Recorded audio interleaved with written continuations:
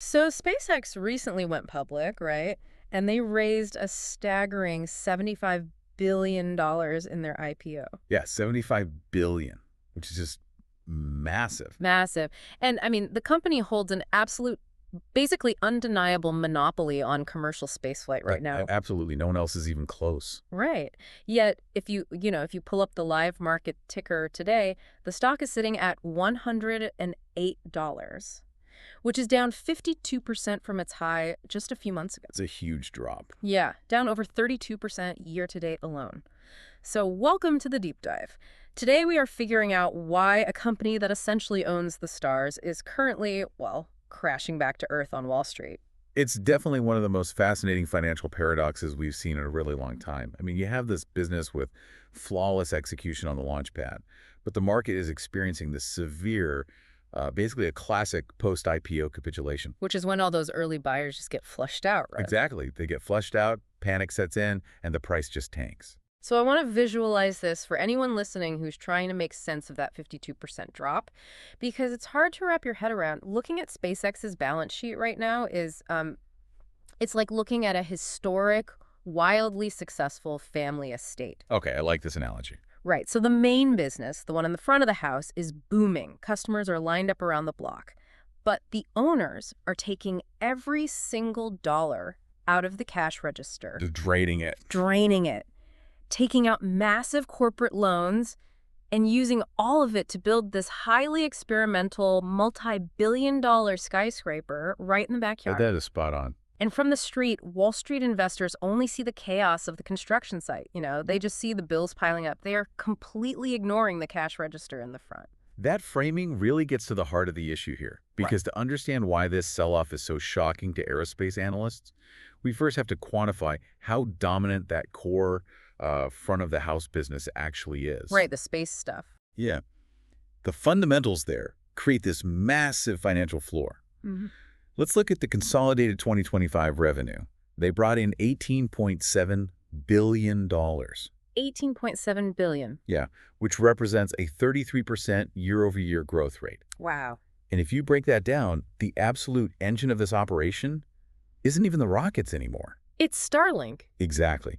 The satellite internet constellation is the absolute crown jewel right now. I mean, Starlink generated $11.4 billion of that total revenue. So that's what, more than half? It's 61% of the company's entire top line, just from providing internet from low Earth orbit. And more importantly, the margins are incredible. Starlink produced $4.42 billion in segment operating profit. $4.4 billion in pure profit from one division. Just one division, yeah. Okay, so help us understand the physical scale of the moat protecting that profit. Because in our research, this keeps getting referred to as an, quote, intergalactic competitive advantage.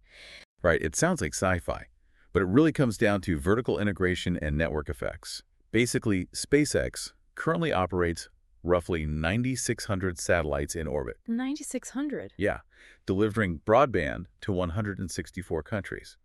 And the reason no competitor can touch them is that SpaceX builds their own satellites and then launches them on their own Falcon rockets. Which they land successfully, what, over 99% of the time now? Yeah, over 99%. It's routine. Yeah. So when you control the manufacturing and you own the only reusable, reliable delivery mechanism on the planet, your deployment costs are just a fraction of anyone else's. It's like owning the factory and the delivery fleet. Exactly. There's no natural competitor, even on the horizon, who can match their launch cadence, let alone the actual global distribution network they've already established. Okay, let's unpack this, because this brings us to the core contradiction of the whole episode. Right. If Starlink is blanketing the globe, and they're successfully landing rockets 99% of the time, and generating $4.4 billion in operating profit, how does the consolidated company end up reporting a net loss of $4.937 billion for 2025? It's a huge swing. It really is. Where did all that profit go? Well, cash didn't vanish into orbit, right? It vanished into servers. The aerospace business is highly cash generative, like we said, but those massive losses are entirely isolated to their new pivot. The experimental skyscraper in the backyard. Exactly. Let's talk about XAI. Yeah, so in February 2026, SpaceX acquired xAI. They essentially grafted a massive artificial intelligence infrastructure business Hmm. onto a working aerospace company. Which is wild. It is wild, and the financial impact was immediate. I mean, Yeah. in his first year inside SpaceX, the AI segment lost $6.6 billion. Wait, lost 6.6 billion. Yeah, on $3.2 billion in revenue. And the burn rate is just accelerating, isn't it? Because looking at the Q1 2026 data, the AI segment consumed 7.72 billion in capital expenditures in a single quarter. Just one quarter. That one segment spending drove a net loss of over 4.2 billion for the whole company. I mean, we're talking about an annualized pace of over $30 billion in infrastructure spending. No wonder their long-term debt skyrocketed to 29.1 billion by March. Right, and Wall Street sees those capital expenditure numbers, the Yep. CapEx, and they just panic. Oh, they're freaking out. Completely. Right. But we really need to look at what that CapEx actually represents, because they aren't throwing money into a void. Right. They're basically maxing out the corporate credit cards to buy concrete for the world's most expensive superhighway before the cars even exist. That's a good way to put it. They are buying the physical constraints of the future economy. We're talking GPUs, specialized data centers, advanced liquid cooling systems, and entirely dedicated power grids. I mean, I understand the commercial side of that, right? They are setting themselves up to be basically an Amazon Web Services for AI. And they've already generated 3.2 billion from clients like Google and Anthropic renting their compute. Yeah, plus those rumors of the Pentagon looking to lease capacity. Exactly. But before they even sell this compute to outsiders, why does a space company need to buy an AI company in the first place? Like, what is the actual mechanical link between flying rockets and artificial intelligence? If we connect this to the bigger picture, it is a massive operational necessity. How so? Well, think about the computational physics required to simulate atmospheric reentry for a 400-foot-tall steel rocket. Okay, yeah, that's a lot of math. That's an insane amount of math. Or consider the autonomous navigation systems required to land a booster on a floating drone ship in the middle of the ocean, factoring in wind and waves in real time. Not to mention managing the routing data for 9,600 satellites moving at, what, 17,000 miles per hour? Yep. While seamlessly switching signals between ground terminals across 164 countries. You've nailed it. Yeah. Managing that constellation is a logistical problem that is just too complex for human routing or even traditional algorithms at this point. It's too big. Right. SpaceX requires some of the most advanced fluid dynamics modeling, weather simulation, and real-time network routing on the entire planet. So by acquiring xAI, they bring all that computational power in-house to solve their own aerospace bottlenecks first. That makes a lot of sense. And once that infrastructure is built for their own survival, leasing the excess capacity out to Google or Anthropic is basically just a high-margin afterthought. So they're building this massive AI superhighway because their own vehicles need to drive on it. And now they are just setting up toll booths for everyone else to use the extra lanes. Precisely.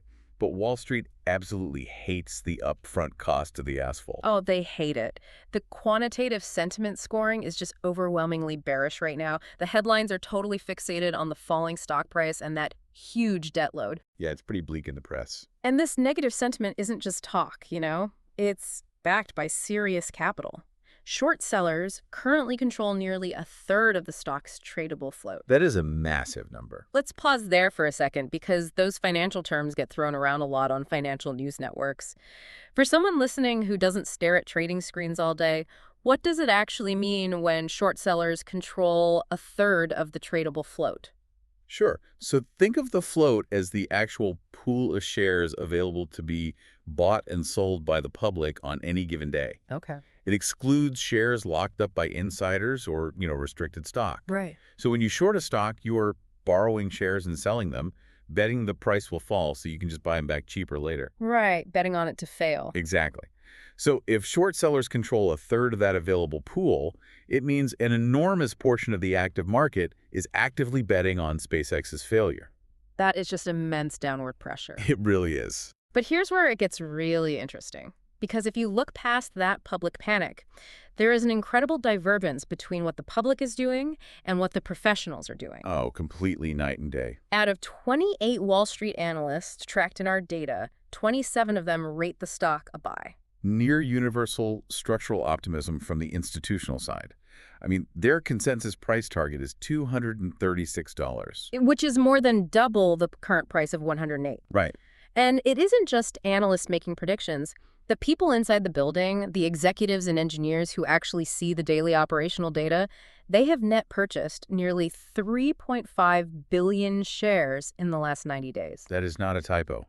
3.5 billion. We're seeing massive, highly concentrated insider buying at these all-time lows. Meanwhile, Elon Musk's 42% stake remains completely locked up until June 2027, so the biggest shareholder isn't going anywhere. Right.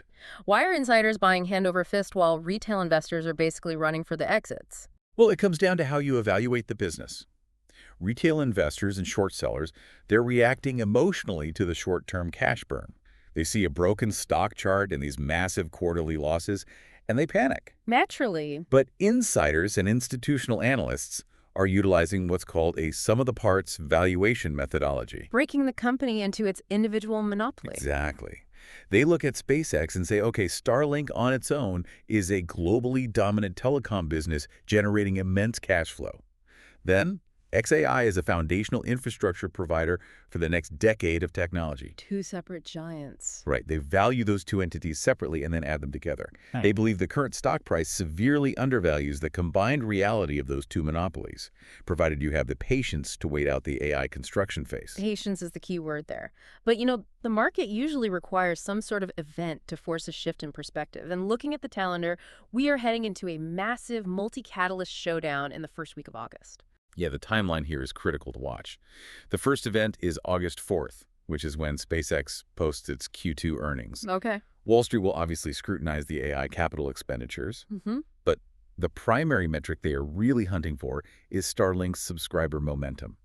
They want to see if the network can cross 11.5 million subscribers. And how they are actually acquiring those subscribers is fascinating.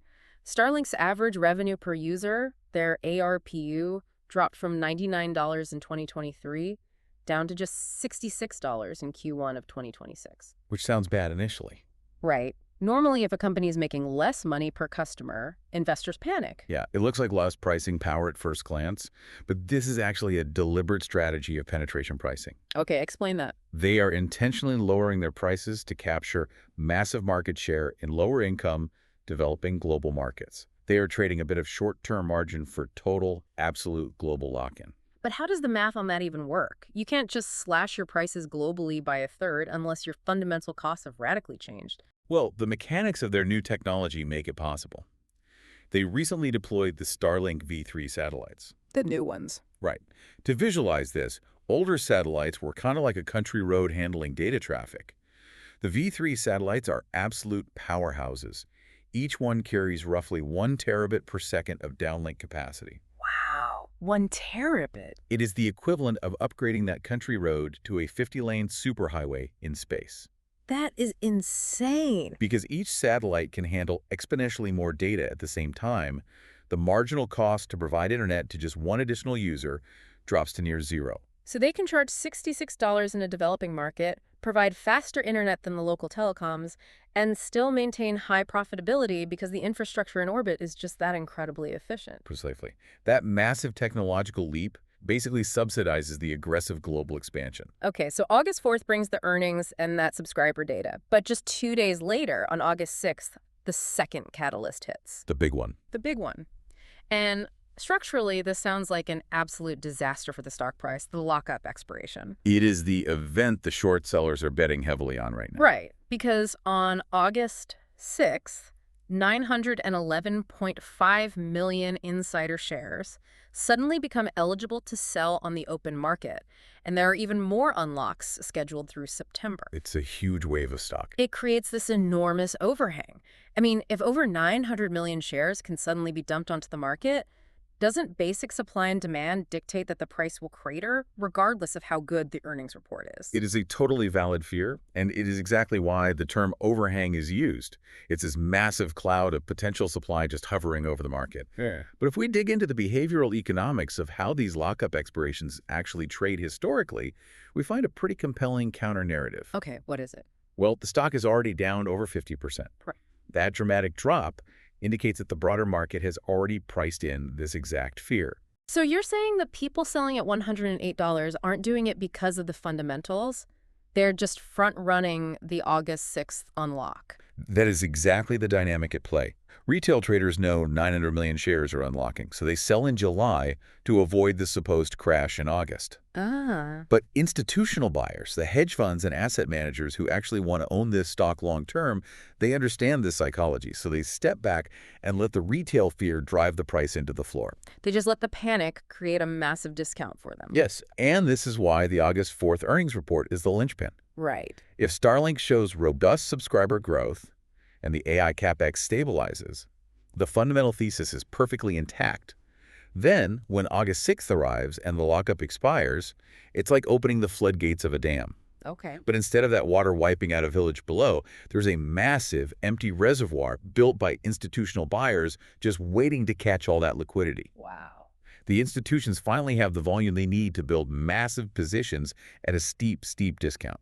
And let's not forget the insider data we discussed earlier, too. The insiders who are already legally allowed to trade haven't been selling. They've bought 3.5 billion shares. Exactly. Which strongly suggests the people unlocking on August 6th aren't going to just indiscriminately dump their life's work at the exact moment the stock hits its 52-week low. Right, which forces the market to look past the financial engineering and get back to the physical operations.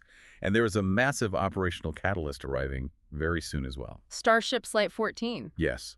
They are targeting a milestone that could fundamentally alter the unit economics of spaceflight entirely.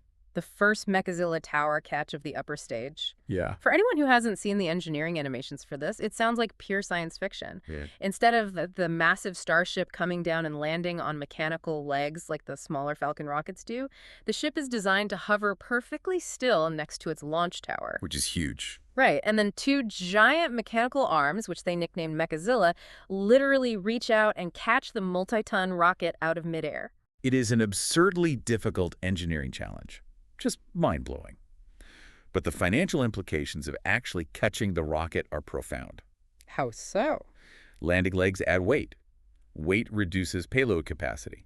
Payload capacity is money. Right. By removing the legs entirely and catching the rocket, you increase the payload.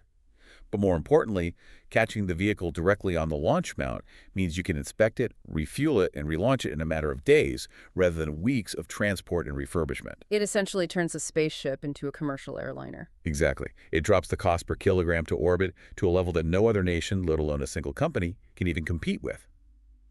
Every successful Starship test forces Wall Street to remember that while the AI spending is painful today, the core aerospace business is executing on a timeline and a scale that is effectively unmatched in human history. So how do you synthesize all this data? I mean, if you are listening and trying to make sense of this deeply polarized market, this deep dive is really a masterclass in looking past the immediate noise of stock charts and panic headlines. Oh, 100%. We started by looking at a broken ticker, down 52%, weighed down by these terrifying quarterly cash burns. But when you examine the actual architecture of the business, SpaceX is currently a tale of two companies locked in this really symbiotic relationship. Right. On one side, you have the estate. Starlink is a globally dominant, rapidly growing space monopoly that just prints billions in operating profit. And on the other side, you've got the skyscraper, an astronomically expensive AI infrastructure build-out that is dragging the whole balance sheet down, but is entirely necessary to manage the complexity of their aerospace ambitions. Yeah, and the market is pricing this like a broken IPO, basically obsessing over the lockup expirations and the capital intensity. But the analysts and the insiders, they see a sum of the parts valuation that is coiled like a spring, just waiting for the AI infrastructure demand to scale and Starship commercialization to finally take hold. It is the ultimate test of investor patience, really. And it leaves us with a truly fascinating paradigm shift to consider. We spend all our time analyzing the rockets, the satellites, and the space exploration, the stuff that made this company legendary, you know? Yeah, the flashy stuff. Right.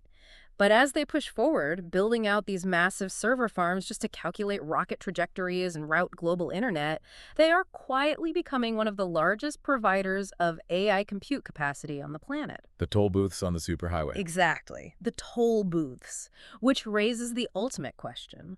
With the space business securing its global monopoly, could the newly acquired AI infrastructure unit, the very thing burning all the cash and terrifying Wall Street today, could that eventually become more valuable than the legendary rockets that funded it? It's crazy to think about. What a profound thought to end on. The idea that mastering space exploration was simply the funding mechanism to build the world's most powerful AI data centers. We will leave you with that to explore on your own. Keep digging into the fundamentals, always question the market's baseline assumptions, and most importantly, enjoy diving into your own research. We'll catch you on the next deep dive.